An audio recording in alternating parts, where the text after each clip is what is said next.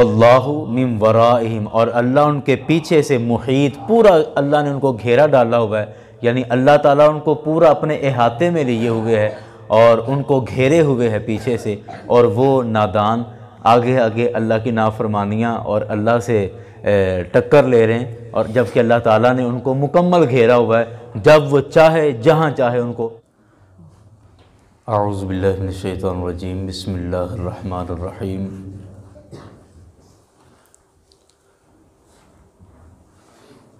ان الذین فتنوا المؤمنین والمؤمنات ثم لم یتوبوا فلہم عذاب جہنم ولہم عذاب الحریق۔ ان الذین آمنوا وعملوا الصالحات لہم جنات تجری من تحتها الانہار ذالک الفوز الکبیر۔ ان بطش ربک لشدید انہ هو یبدئ ویعید وہو الغفور الودود ذو العرش المجید فعال لما یرید۔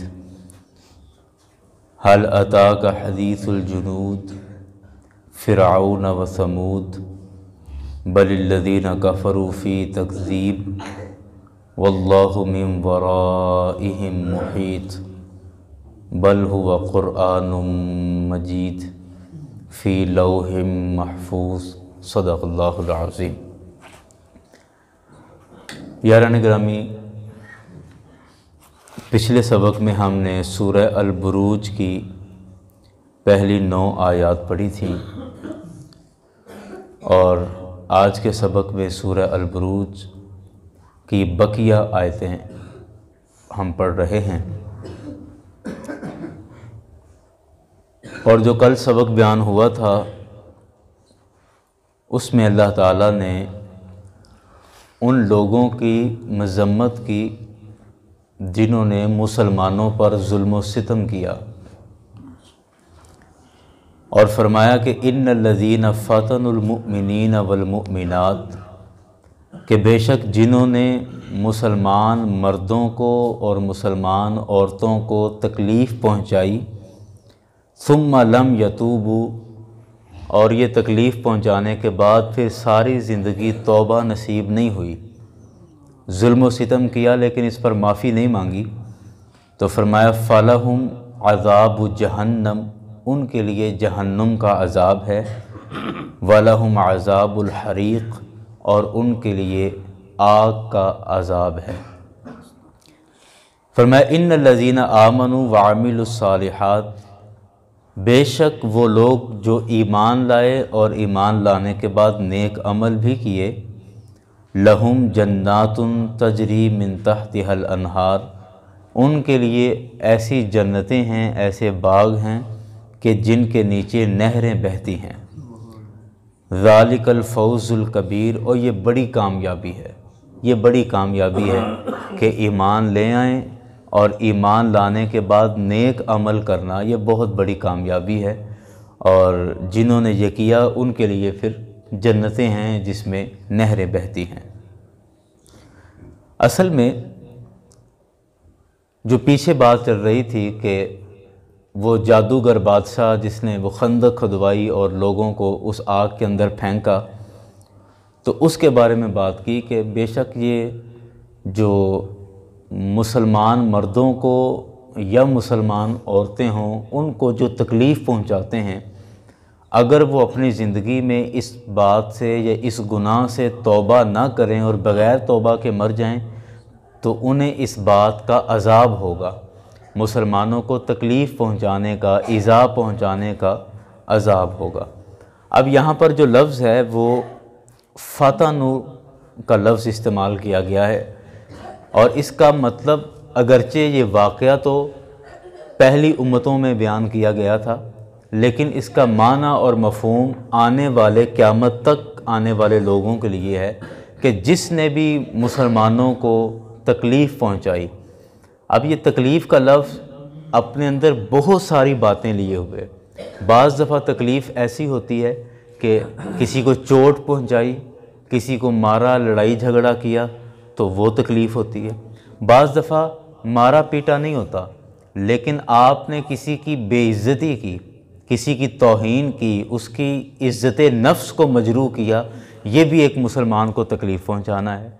کہ کسی کو اس کے باپ کا طعنہ دیا، کسی کو، اب بعض دفعہ ایسا ہوتا ہے کہ جوانی میں انسان غفلت کے اندر نہ جانے کیسا کچھ کر جاتا ہے، لیکن بعد میں اللہ تعالیٰ اس کو توبہ کی توفیق دے دیتا ہے، وہ تائب ہو جاتا ہے، توبہ کر کے سیدھے راستے پر چلا آتا ہے۔ اب اس کے جو پرانے دوست ہیں جو اس کو بچپن سے جانتے تھے، وہ اس کے کسی پچھلے گناہ پر اس کو ٹارچر کرتے رہتے ہیں کہ ہاں پتہ ہے آج تو بڑا حاجی صاحب ہو گیا، بڑا نمازی ہو گیا، بڑا نیک ہو گیا، مجھے پتہ تو کیا کرتا رہا ہے، فلاں جگہ پہ تیرے یہ معاملے تھے، فلاں جگہ پہ یہ معاملے تھے۔ تو دوست احباب کے اندر بیٹھ کر اس کی پرانی باتیں، اور یا اس کے منہ پر کبھی کوئی بات آئے تو اس کے منہ پر اس کی پرانی باتیں کر دینا، تو یہ بھی تکلیف پہنچانا ہے۔ رسول اکرم صلی اللہ علیہ وسلم نے ارشاد فرمایا التائب من الذنب کما لا ذنب لہ، کہ گناہوں سے توبہ کرنے والا ایسے ہی ہے جیسے اس نے گناہ کیا ہی نہیں ہے۔ تو جب اللہ تعالیٰ نے معاف کر دیا تو تم کون ہوتے ہو اس کے گناہ کا ذکر کرنے والے؟ جب اللہ تعالیٰ اس کی توبہ قبول کر رہا ہے اور اس کو معاف کر رہا ہے تو پھر تم کون ہو اس کے کسی بھی گناہ کو ذکر کر کے اور اس کو لوگوں کے درمیان شرمندہ کرنے والے اور اس کو تکلیف پہنچانے والے؟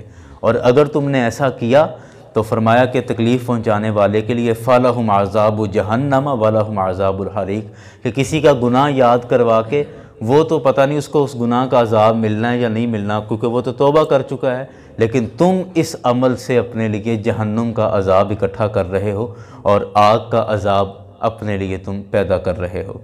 لیکن ساتھ ہی فرما دیا کہ بے شک جو ایمان لے آئے اور ایمان لانے کے بعد نیک عمل کیے ان کے لیے جنتیں ہیں، اور وہ بڑی کامیابی والی بات ہے کہ اگر ایمان لانے کے بعد نیک عمل کی توفیق ہو جائے، یہ بہت بڑی کامیابی ہے۔ بعض دفعہ ہم ایمان لا کے سمجھتے ہیں کہ شاید اتنا ہی کافی ہے، ہمارا مسلمان ہونا ہی ہمارے جنت میں چلے جانے کے لیے کافی ہے، حالانکہ ایسا نہیں ہے۔ آپ دیکھتے ہیں کہ ایک بچہ جو ریگولر سکول جاتا رہا تو وہ داخلہ بھیج دے گا، لیکن اگر وہ داخلہ بھیج کر امتحان میں نہ بیٹھے یا امتحان میں بیٹھے لیکن اچھا پرفارم نہ کرے گا، اس امتحان میں سوالات کے صحیح جواب نہ لکھے گا، تو پھر بھی وہ پاس نہیں ہو سکتا۔ بالکل اسی طرح کلمہ پڑھ لیا، ہم مسلمان ہو گئے، مطلب کہ ہم نے داخلہ لے لیا یا ہم نے داخلہ امتحان کا بھیج دیا، اب پاس کب ہوں گے؟ کہ جب امتحان میں سوالات کے صحیح جواب لکھ کر آئیں گے پھر پاس ہوں گے، بھلے ہم نے داخلہ بھیجا ہوا تھا۔ اس لیے خالی ایمان سے جنت لازم نہیں ہے، بلکہ جہاں بھی قرآن پاک نے کہا آمنو کے ساتھ عامل الصالحات کا لفظ اکثر آیا ہے کہ ایمان لائے اور ایمان لانے کے بعد نیک عمل کی بھی توفیق مل جائے، ایمان لانے کے بعد اچھے کام کرنے کی توفیق مل جائے، اس کو قرآن نے کہا کہ ذالک الفوز العظیم، یہ بڑی کامیابی ہے، یہ بڑی کامیابی ہے۔ اور آگے فرمایا کہ اگر ایسا نہ کیا، ایمان نہ لائے اور نیک عمل نہ کیے اور یہ کامیابی حاصل نہ کی اور کفر میں ہی رہے، تو فرمایا ان بطش ربک لشدید، بے شک پھر آپ کے رب کی پکڑ بڑی سخت ہے۔ اللہ اکبر، اللہ اکبر، اللہ کی پکڑ بڑی سخت ہے، اس کی پکڑ سے کوئی بچ نہیں سکتا ہے۔ ہم بعض دفعہ مسلسل گناہ کر رہے ہوتے ہیں، مسلسل غلطیاں کر رہے ہوتے ہیں، مسلسل جرم کر رہے ہوتے ہیں، اور اتفاق یہ ہوتا ہے کہ ہم نہیں پکڑے جاتے، کسی کو پتہ نہیں چلتا، تو ہم اپنے تئیں خوش ہو رہے ہوتے ہیں کہ میں بڑا چلاک آدمی ہوں کہ میں جرم بھی کر لیتا ہوں، گناہ بھی کر لیتا ہوں اور پکڑا بھی نہیں جاتا، کسی کو پتہ بھی نہیں چلتا، میں بڑا کامیاب اور بڑا تیز تراز آدمی ہوں۔ حالانکہ ایسا نہیں ہے۔ اگر آپ گناہ کر رہے ہیں اور گناہ کرنے کے باوجود پکڑے نہیں جا رہے تو آپ سمجھ لیں کہ آپ کے رب نے آپ کی رسی ڈھیلی چھوڑ دی ہے، آپ کو ڈھیل دے رکھی ہے، اور اب جب وہ رسی کھینچے گا، جب وہ گرفت کرے گا تو پھر اگلی پچھلی ساری کسریں نکل جائیں گی، سارے معاملات اس میں پکڑے جائیں گے۔ اس لیے فرمایا ان بطش ربک لشدید، بے شک آپ کے رب کی پکڑ بڑی سخت ہے، بڑی سخت پکڑ ہے۔ جب وہ گرفت کرتا ہے تو پھر بڑے بڑے اس میں پکڑے جاتے ہیں۔ مولانا محمد بخش رحمۃ اللہ علیہ نے کہا تھا کہ عدل کریں تے تھر تھر کمبن اچیاں شاناں والے، فضل کریں تے بخشے جاون میں جے بھی منہ کالے، کہ اللہ سے اس کے ہمیشہ فضل کی دعا کرنی چاہیے کہ اگر اللہ نے عدل کیا، انصاف کیا تو بڑی بڑی عظمتوں اور شانوں والے بھی پکڑے جائیں گے اور بڑے بڑے لوگ اس گرفت میں آ جائیں گے، اس لیے اس کی گرفت سے بچنا چاہیے اور دعا کرنی چاہیے کہ اللہ ہم سے اپنی گرفت اور انصاف کا معاملہ نہیں بلکہ ہم سے اپنے فضل کا معاملہ فرما۔ فرمایا انہو ہوا یبدئ و یعید، بے شک اس نے سب سے پہلے کیا اور وہ پھر کرے گا، یعنی اس کائنات کو۔ اب اصل میں ذہن میں یہ خیال آ سکتا ہے نا کہ اللہ تعالیٰ ہمیں کیوں پکڑے گا، اس کی پکڑ ہم پر سخت کیوں ہے اور کیوں ہمیں پکڑے گا وہ؟ تو فرمایا کہ اس وجہ سے کہ اس نے پیدا کیا ہے، اور انہو ہوا یبدئ و یعید، کہ اس نے پہلے بھی پیدا کیا تھا اور وہ دوبارہ سے بھی وہی ہمیں زندہ کرے گا۔ تو جب سارا کچھ کرنے والا وہ ہے تو پھر اس کو اختیار ہے کہ وہ سختی کرے یا نرمی کرے، سب کچھ اس کے اختیار میں ہے۔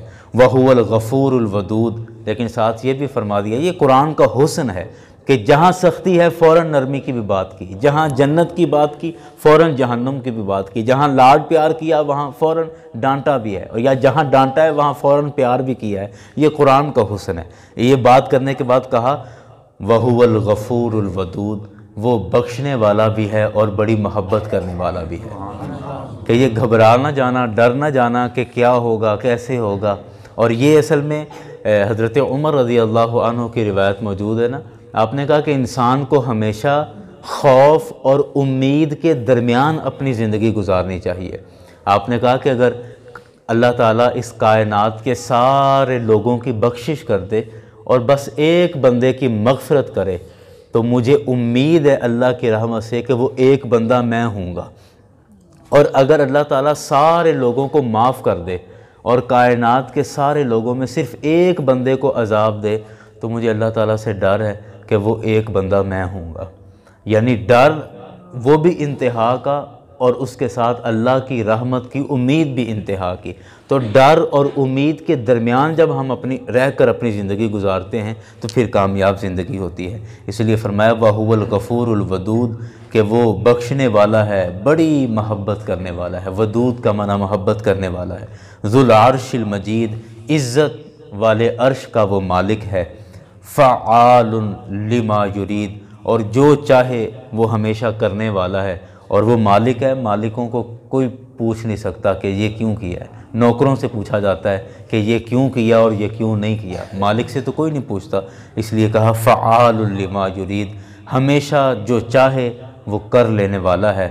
حل اتاک حدیث الجنود، اب یہاں پر خیر اب مزید کو تشریح کی ضرورت نہیں، صرف ترجمہ ہی ہے، لیکن میں تھوڑا سا اس کا بیک گراؤنڈ عرض کروں۔ کہا حل اتاک حدیث الجنود، اے حبیب کیا آپ کے پاس اس لشکر کی بات آئی؟ کون سا لشکر؟ کہا فرعون و سمود، فرعون کے لشکر کی اور سمود کے لشکر کی۔ مطلب یہ بات کرنے کا مقصد یہ تھا کہ آج ایک بندہ اللہ کا انکار کر کے، گناہ کر کے اکڑ جاتا ہے، اور اگر کسی سے کہیں کہ آپ میں جھوٹ بولنے کی عادت ہے، بڑی بری عادت ہے، تو بندہ بعض دفعہ اس پہ اکڑ جاتا ہے کہ ساری دنیا بول دی پہ یہ پھیر کی ہے، بڑا جھوٹ بولا ہے، پھیر کی کیتا ہے۔ آپ کسی سے اس کی برائی کی اصلاح کی بات کریں تو بعض دفعہ ہم گناہ پر اکڑ جاتے ہیں۔ نماز کی بعض دفعہ ہوتا ہے ایسا کہ نماز کا کہا گیا پڑھ لاں گا جدوں میں پڑھنی ہوگی، جدوں میرا اندر مطمئن ہوگا میں آپ ہی پڑھ لاں گا، تو کون ہونا مینوں کہنے والا۔ ہم بعض دفعہ اپنے گناہ پر اکڑ جاتے ہیں۔ اللہ نے فرمایا کہ تم اکیلے بندے ہو کر اپنے گناہ پر اکڑ رہے ہو، کیا تمہیں ان لشکروں کا نہیں پتہ؟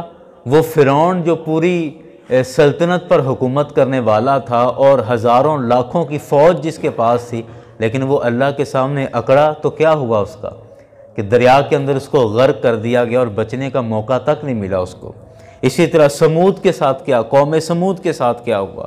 وہ تو بڑی بڑی قومیں تھیں اور پورا گروہ تھا، ہزاروں لاکھوں کا ان کا گروپ تھا، اور انہوں نے اللہ کی بغاوت کی اور اللہ کے احکامات کو توڑا۔ تو اللہ تعالیٰ نے ان کے ساتھ کیا کیا؟ کیا بگاڑ سکے وہ اللہ کا؟ اللہ نے تو ان کو بھی تہس نہس کر دیا ہے۔ تو تم اکیلے اکڑ کے کیا کر لوگے؟ یا کون ہوتے ہو کرنے والے؟ کیا تمہیں ان لوگوں کے حالات کا نہیں پتہ پیچھے جو ہوا تھا؟ نمرود کے ساتھ کیا ہوا؟ کتنا بڑا بادشاہ تھا، پوری دنیا پر حکومت کرنے والا تھا، اور ایک مچھر کے ذریعے اس کی موت واقع ہو گئی۔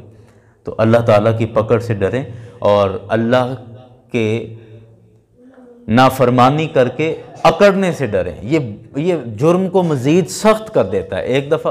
بعض دفعہ ایسا ہوتا ہے کہ بندے سے اگر گناہ ہوا لیکن اس گناہ کی شرمندگی دل میں محسوس ہو رہی ہے، اس کو احساس ہو رہا ہے کہ یار اے کیتا میں ماڑا ہے، غلط ہوا مجھ سے، ایسا نہیں ہونا چاہیے تھا، یہ کچھ اور بات ہے۔ اس طرح کرنے سے بڑی امید ہے کہ اللہ تعالیٰ معاف کر دے گا، کہ دل میں احساس موجود ہے۔ لیکن ایک گناہ کیا اور پھر اس پر اکڑ گئے کہ ہاں کیا ہے، پھر کیا ہوا؟ ساری دنیا کر رہی، میں نے کر لیا تو کیا؟ اب آپ نے اپنے جرم کو اور سخت کر دیا۔ اب آپ نے گناہ نہیں کیا بلکہ آپ بغاوت پر اتر آئے ہیں۔ تو جب بغاوت پر اتریں گے تو پھر اللہ کا عذاب موجود ہے، اور اللہ تعالیٰ کے عذاب سے بڑے بڑے لوگ نہیں بچ سکتے، بڑی بڑی بادشاہیاں نہیں بچ سکی، تو پھر میں اور آپ کیا چیز ہیں؟ فرمایا بل الذین کفروا فی تکذیب، لیکن کافر لوگ ابھی تک اس کو جھٹلا رہے ہیں، ابھی تک ماننے کے لیے تیار نہیں ہیں، اور کافر لوگ ابھی بھی اللہ کا انکار کرتے ہیں۔ سارا کچھ پڑھنے سننے کے بعد بھی وہ اللہ تعالیٰ کی نافرمانیاں کرتے ہیں۔ واللہ من ورائہم محیط۔ اللہ اکبر۔ فرمایا کہ کافر لوگ ابھی بھی جھٹلانے میں لگے ہوئے ہیں، اور اللہ تعالیٰ ان کو پیچھے سے گھیرے ہوئے ہے۔ واللہ من ورائہم، اور اللہ ان کے پیچھے سے محیط، پورا اللہ نے ان کو گھیرا ڈالا ہوا ہے، یعنی اللہ تعالیٰ ان کو پورا اپنے احاطے میں لیے ہوئے ہے اور ان کو گھیرے ہوئے ہے پیچھے سے، اور وہ نادان آگے آگے اللہ کی نافرمانیاں اور اللہ سے ٹکر لے رہے ہیں، اور جبکہ اللہ تعالیٰ نے ان کو مکمل گھیرا ہوا ہے، جب وہ چاہے جہاں چاہے ان کو پکڑ لے گا۔ بل ہوا قرآن مجید، بلکہ وہ عزت والی کتاب قرآن ہے، فی لوح محفوظ، جو لوح محفوظ پر ساری لکھی ہوئی ہے، وہ لکھی ہوئی لوح محفوظ میں وہ کتاب ساری موجود ہے۔ یاران گرامی، آج کی گفتگو میں بالخصوص اللہ تعالیٰ سے نافرمانی اور اس کے گناہ کی وجہ سے جو عذاب کی چیزیں بیان ہوئی ہیں، اور اس میں کہا گیا کہ اگر جرم ہوتا ہے تو پھر بھی گھبرانے اور پریشان ہونے کی بات نہیں، غلطی ہو جائے تو توبہ کر لو، پھر ہو جائے تو پھر توبہ کر لو، پھر ہو جائے تو پھر توبہ کر لو، بے شک تمہارا رب بخشنے والا بھی ہے اور محبت کرنے والا بھی ہے۔ یہاں پر امام غزالی رحمۃ اللہ علیہ نے ایک بات لکھی ہے، آپ نے فرمایا کہ بعض دفعہ نا انسان کے ذہن میں خیال آتا ہے کہ اب میں بار بار توبہ کرتا ہوں، اب تو مجھے توبہ کرنے سے بھی شرم آتی ہے۔ اب دیکھو نا، پچھلے دفعہ مجھ سے گناہ ہو گیا تھا، میں نے سچی توبہ کی تھی کہ آئندہ نہیں کروں گا، اب پھر مجھ سے ہو گیا، پھر میں نے توبہ کر لی، اب پھر مجھ سے ہو گیا ہے، اب میں کیسے توبہ کروں؟ مجھے شرم آتی ہے کہ میں بار بار اللہ تعالیٰ سے کیسے توبہ کروں؟ امام غزالی رحمۃ اللہ علیہ نے فرمایا کہ یہ بھی شیطان کے وسوسوں میں سے ایک وسوسہ ہے کہ وہ بندے کو اللہ سے توبہ کرنے سے روک دیتا ہے۔ یہ بھی شیطان کے حملوں میں سے ایک حملہ ہے کہ بندہ سوچتا ہے کہ اب میں کیسے توبہ کروں یا کس منہ سے توبہ کروں۔ نہیں، جب بھی توبہ کا خیال آئے فوراً اللہ کی بارگاہ میں توبہ کریں، جب بھی توبہ کا خیال آئے فوراً توبہ کریں، اور کبھی نہ سمجھیں کہ پہلے بھی میں توبہ پہ قائم نہیں رہ سکا تھا تو اب میں کیسے توبہ کروں۔ نہیں، آپ جتنے بھی گناہ کر لیں گے اللہ کی رحمت سے زیادہ نہیں ہے، اللہ کی رحمت ان سب سے زیادہ ہے۔ تو جب بھی توبہ کا خیال آ جائے تو فوراً اللہ کی بارگاہ میں توبہ کریں۔ اور امام غزالی فرماتے ہیں کہ اس میں سب سے بڑا فائدہ یہ ہوگا کہ کم از کم پچھلے گناہ تو معاف ہوں گے، اور پچھلے گناہ تو کم از کم معاف ہوں گے، اور اگر دوبارہ سے پھر غلطی ہو گئی تو صرف اس ایک گناہ کا جرم آپ کے ذمہ ہوگا، اور پچھلے باقی جتنے بھی سال گزریں کم از کم ان کی تو معافی ملی ہوئی ہوگی۔ تو اس وجہ سے جب بھی توبہ کا خیال آئے تو فوراً اللہ کی بارگاہ میں جھک جائیں، فوراً توبہ کر لیں، اور اللہ تعالیٰ کی رحمت سے ہمیشہ امیدوار رہیں۔ رب کائنات کی بارگاہ میں دعا ہے کہ اللہ تعالیٰ ہم سب کو قرآن پاک کی صحیح سمجھ عطا فرمائے، اور قرآن پاک کی آیات ہم سب کے لیے آسان فرما دے، اور قرآن پاک کے مضمون ہم سب کے لیے آسان فرما دے۔ انشاءاللہ اگلی جمعرات کو اور جمعے کو سورہ انشقاق جو سورت نمبر 83 ہے، اور اس کے بھی بڑے خوبصورت مضمون ہیں، انشاءاللہ بیان کیے جائیں گے۔ جمعرات اور جمعہ 2 دن اللہ پاک کی بارگاہ میں دعا ہے کہ اللہ تعالیٰ اس نیک عمل پہ ہم سب کو استقامت عطا فرمائے۔ بسم اللہ الرحمن الرحیم۔ ربنا آتنا فی الدنیا حسنۃ وفی الآخرۃ حسنۃ وقنا عذاب النار۔ سہل یا الہی کل صعب بحرمت سید الابرار فسہل۔ مولا کریم، ہم تیرے بندے ہیں اور یقیناً نامکمل ہیں اور نکمے ہیں۔ ہم نے اپنی اوقات کے مطابق تیری کتاب کو پڑھنے کی کوشش کی ہے۔ مولا تو اپنی شان کے لائق اس کا اجر عطا فرما۔ مولا کریم، قرآن پاک کو ہمارے لیے آسان فرما دے۔ قرآن پاک کے مضمون مولا ہمارے دل و دماغ میں قرآن پاک کے مضمون کو جگہ عطا فرما، اور مولا ہم سب کے لیے قرآن پر عمل کرنا آسان بنا دے، اور ہمارے دلوں کو، ہمارے قوت حافظہ کو قرآن کی باتیں یاد رکھنے کی توفیق عطا فرما، اور ہم سب کو مولا یہ قرآن پڑھ کے دوسروں تک پہنچانے کی توفیق عطا فرما۔ ہم اپنی سی ایک کوشش کرتے ہیں اور خالص تیری رضا کے لیے قرآن سمجھنے کی کوشش کر رہے ہیں۔ مولا کریم، اس قرآن کو قبر میں ہمارا شفاعت کرنے والا بنا۔